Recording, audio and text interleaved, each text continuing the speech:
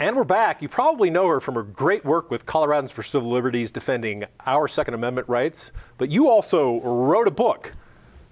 Laura Carno, author, activist extraordinaire. How are you? Hi, I'm good. Yeah, I wrote a book. It's been out for about a month. That's fantastic. Government ruins nearly everything. I actually had somebody ghost read this for me, and they said it's pretty good.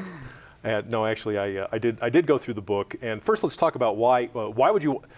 Usually when activists, when people who become politically involved write a book, that means that they are now gunning for higher office. I mean, that's usually the sign. Like, oh, good Lord, no. No? I doubt you will ever see me running for office. I don't think I have the temperament for it. No, this Oh, you're on the record. I have been on the record multiple times saying that. Tell me what was the impetus behind this? Because this is not an easy undertaking, sure, especially for a busy person. Sure. So I'm a Republican. I lean libertarian. Right. But I didn't think that either side of the aisle spoke about social issues correctly. And the subtitle is Reclaiming Social Issues from Uncivil Servants. Right. And I call them the fireworks issues. Right. Marriage, abortion, guns, and schools. And I call them the fireworks issues because they're the ones that there's the most money spent and the most screaming and arguing and angst, and there's got to be a better way to deal with them. Right, but these are all things that the government is heavily involved in and continues to want to heavily invest itself in. But more importantly, it's people from both sides of the aisle who are heavily invested in these things because they're emotional fights that you can really appeal to a base on, but we're never really making any headway. Necessarily. Right. Very good point, because it's about the headway. So if you care about fewer abortions, stronger marriages, better performing schools, and reduced gun violence, that's the headway part. How do we actually improve these areas? So in the beginning of the book, I set up why government just isn't made to fix things, and why people are. And then I talk about each of the 4 issues, about why government can't fix it, why people can, and then I offer a hopeful message that in each of the 4 areas, there are people and organizations today as we speak who are doing things outside of the government to make that headway you talk about, to actually improve each of those 4 areas. All right, you make the great point, and this is, by the way, this is something that we talk about within our world at Independence Institute and other places that lean libertarian on public policy, and that is, you're not talking about Democrats versus Republicans, and you're not talking about liberals versus conservatives, which are the traditional ways that people like things to fall because you can neatly pigeonhole them. You're talking about command and control versus choice in markets. And that crosses all political boundaries. And a great example, of course, is guns versus abortion. Because the same people who might want you empowered to be able to defend yourself with a gun don't want you fully empowered over reproductive health or over your own uterus. I really wanted to get that. See, I wanted to say uterus so badly. But then some of the same people who want you to have complete freedom over your uterus, except they want your health care subsidized by the government, don't want you to have the freedom to defend yourself as you see fit. So people love choice when it's choices they like, and they like command and control when it's things they don't like. Talk about that. Sure, and I use a line in the book that that we don't want the government butting in unless it's our kind of butting in. Right. So if you look at I'll just use the left-right continuum for ease here. The left says that the government should stay out of abortion and marriage, but should control guns and schools. Right. Other side of the aisle says that the government should stay out of guns and schools, but should control abortion and marriage. And I look a little higher up and say there's a higher principle that says government ruins nearly everything it touches. So if we're concerned about the quality of those 4 issues, the improvement in those 4 issues, why are we turning them over to the government to fix? They break things, they don't fix things. I'm going to have to tell you, and by the way, I found this admirable, you veer awfully close to advocating for polygamy because part of your book said, which I assume means you're looking for a second husband, but you have a chapter here called The Plural of Spouses Spice, right. And you actually talk about marriage. Let's dig into that a little bit, because this is the current ongoing, we passed civil unions here in Colorado, but the marriage has become a big battleground over those who would like to see essentially everyone have a civil union, and that marriage be something that is between friends, family, and faith, and then other people who desperately want the government to be able to define and manage marriage. Right. So let's talk about that, because a lot of people say, well, marriage is one man and one woman. But historically, that's not true.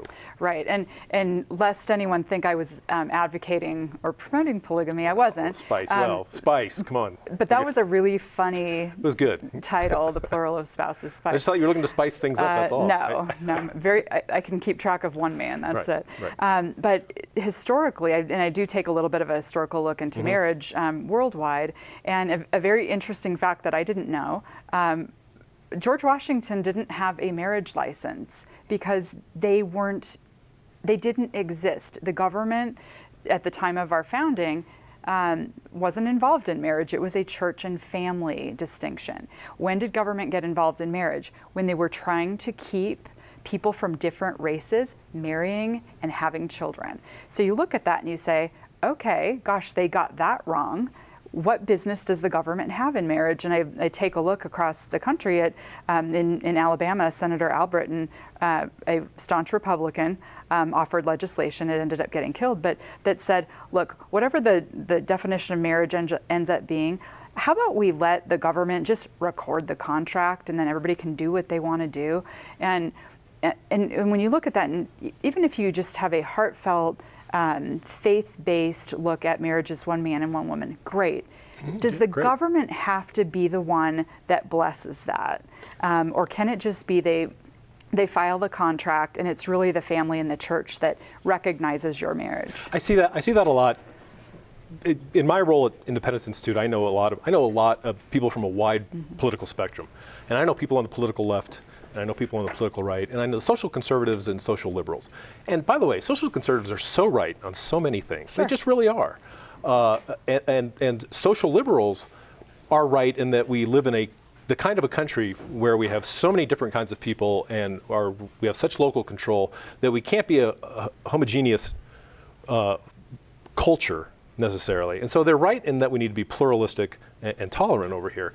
But the problem is, it seems to me that neither side is so convinced that they could convince you they're right that they're not willing to take the force of the state. And so they share this desire to take the force of the state and use that to pound home whatever their social value is. Right. And I say in the book, freedom is messy business. Freedom is messy. You might not like what your neighbor does with his freedom, but my neighbor might not like the fact that I'm a gun owner.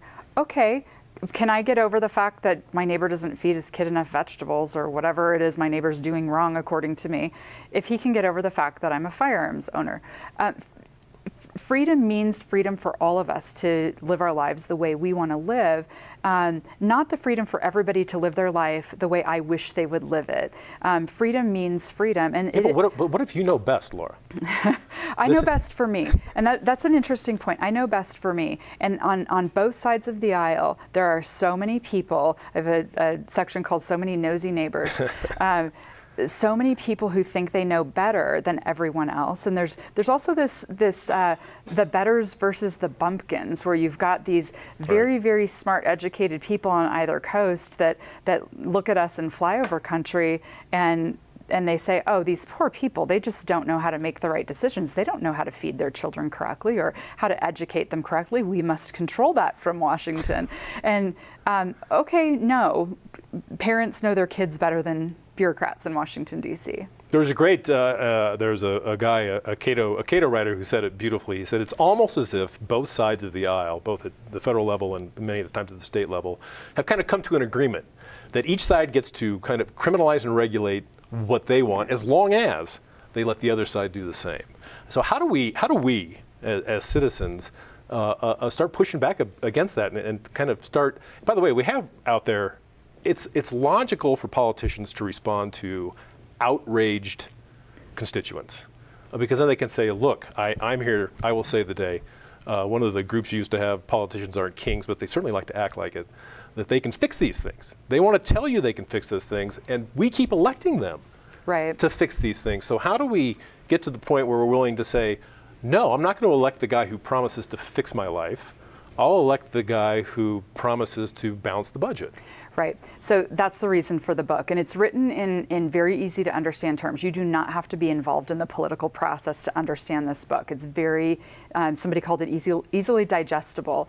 I want people to give, I want ordinary people to give their elected officials permission to stop fixing stuff. God, that's beautiful. Yes. And you have my permission, Senator, yeah, to stop trying to fix stuff. Right. Because there are too many people who still say, well, I'm going to call my congressman right. or my state representative because there are too many geese in the park. And this is blah, the blah. there ought to be a law section. Right. And by the way, I hear this all the time. People say, oh, I said there ought to be a law. I said, you might want to be careful because there might already be, and you might be in violation of it. Sure, exactly.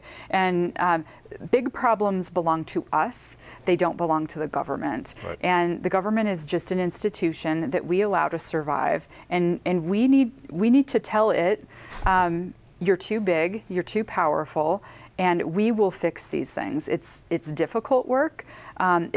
It makes us need to talk to our neighbors maybe about uncomfortable topics.